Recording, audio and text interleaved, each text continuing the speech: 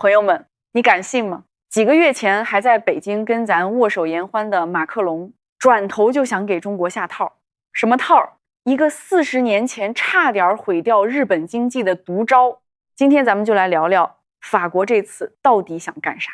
去年年底，马克龙专程跑到中国来访问，整个行程那叫一个轻松愉快，两国领导人谈笑风生。马克龙还特别强调要把中法合作推向更高层次。当时那个画面你看着就觉得这欧洲人挺懂事啊，可你猜怎么着？这才过了几个月，法国人就翻脸了，而且翻脸的速度之快，手段之狠，真的是让人大开眼界。西方政客的嘴啊，骗人的鬼。最近外媒爆出一条新闻，法国政府有个机构，名字很唬人，叫高等战略与规划委员会。这个机构最近发了一份报告，核心内容用一句话概括：欧洲工业正在被中国制造全方位碾压，而且这种碾压不是暂时的，是长期的、结构性的。说到这儿，你可能觉得承认中国制造强也没啥稀奇的，但问题就出在后半段。这份报告给出的方案是啥？我看完都笑了，太狠了。他们提了2条路，第一条，对中国商品全面加税，加多少呢？至少30%。第二条呢，更狠，在汇率上动手脚，让欧元对人民币大幅贬值。你听听这2条，本质上是一回事儿，就是把欧洲自己失去的竞争力，通过金融手段强行转嫁到中国头上。更离谱的是什么呢？这份报告里还专门提到了广场协议这个词，演都不演了啊，朋友们。广场协议是啥？40多年前，1985年，美国拉着一帮西方盟友对日本下狠手，逼着日元快速升值，从1美元兑240日元一路飙到1美元兑120日元，日元升值了1倍多。结果呢，日本经济直接改写了命运，资产泡沫，房价暴涨，股市崩盘，失落的30年从此开始。现在法国人把这道菜重新端出来，一点都不避讳，连法国自己的媒体都震惊了，说这已经不是什么产业讨论了，这是明摆着要搞对抗。咱们要强调一下啊，这个高等战略与规划委员会是直接对接法国总理系统的官方智库。换句话说，法国政府内部已经有人在认真琢磨要不要对中国下重手了。你说这反差大不大？几个月前还在北京握手言欢，现在就想背后捅刀子。那咱们就要问了，就凭法国海军那几条破船，他们哪来的信心，觉得能逼中国签下这个新广场协议？其实啊，我倒不觉得法国人傻，他们心里清楚得很，知道自己没法像几百年前那样开着坚船利炮上门踹开中国大门。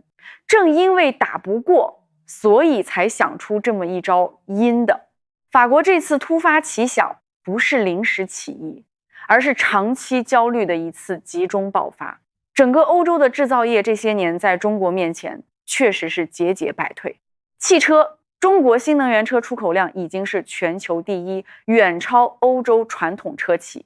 电池，宁德时代一家就占全球1/3以上。光伏，中国产能占全球绝对主导地位。化工、工业设备，中国的份额每年都在涨，欧洲人眼睁睁看着自己的地盘被一块一块蚕食，这谁受得了？更要命的是什么呢？这种变化不是发生在低端市场，而是集中出现在高附加值的赛道上。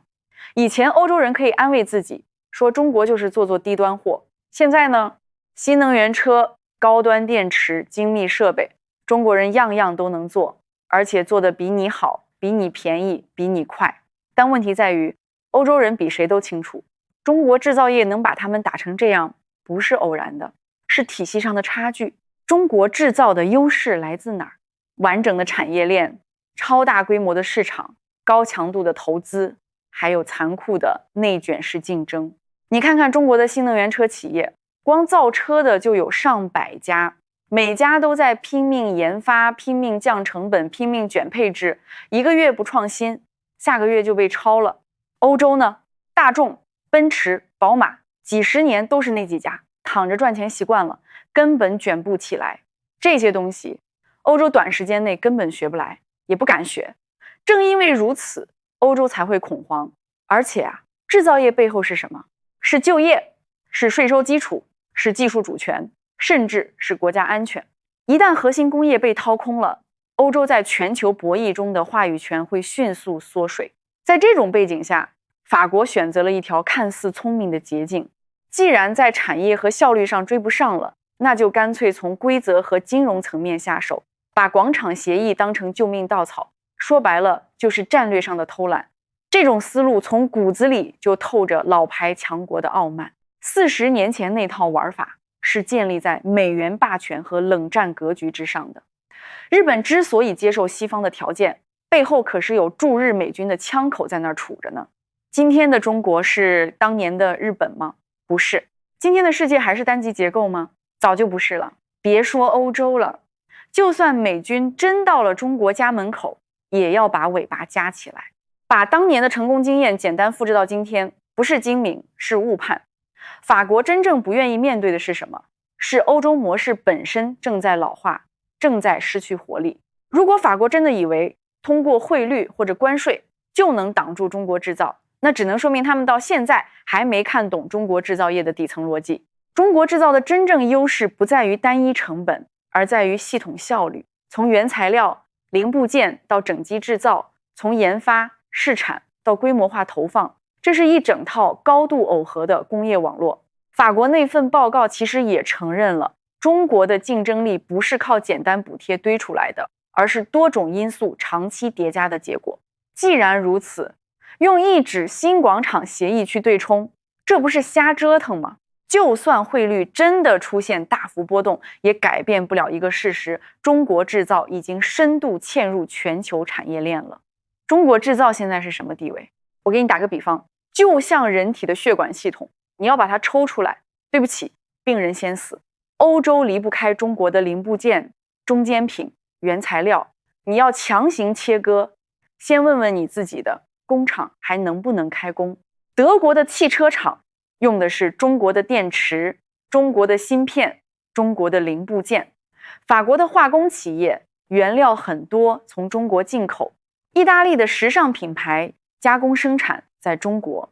你说切就切，试试看。中国制造的扩张背后反映的是全球力量结构的变化，制造能力正在从传统工业强国向新兴经济体转移。这个趋势从来不是什么阴谋，而是市场的选择。法国可以不喜欢这个结果，但没法阻止这个趋势。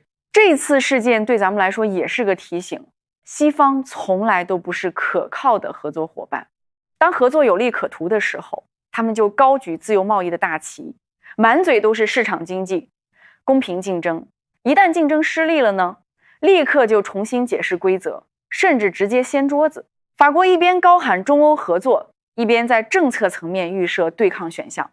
这种两面三刀的策略并不新鲜，但它很危险。对于法国这个想法，中国的态度一直很清晰。中国从不刻意追求顺差，也不拒绝竞争，但一切合作必须建立在公平的基础上。如果有人试图通过场外手段重塑市场结果，那就已经越界了。历史已经反复证明了一个道理，把自身问题归咎于外部对手，最终只会让问题更严重。法国这招看着挺狠，其实就是外强中干。真有本事你就在产业上跟我比呀，比不过了就想耍赖，这不就是输不起吗？今天的中国早就不是200年前了。200年前，西方国家在东方的海岸线上架上一门大炮就能征服一个国家，那个时代一去不复返了。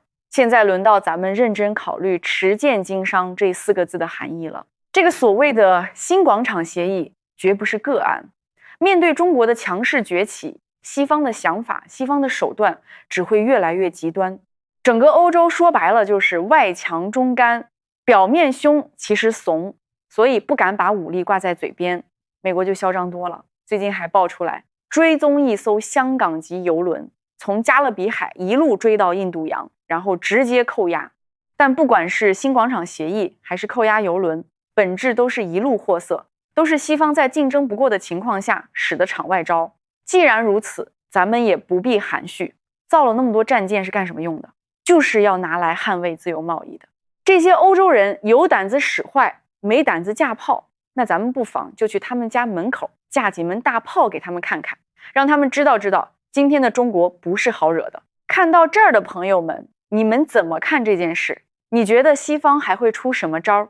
欢迎在评论区说说你的看法，记得点个赞。今天的视频就到这里，感谢你的观看，我们下期见。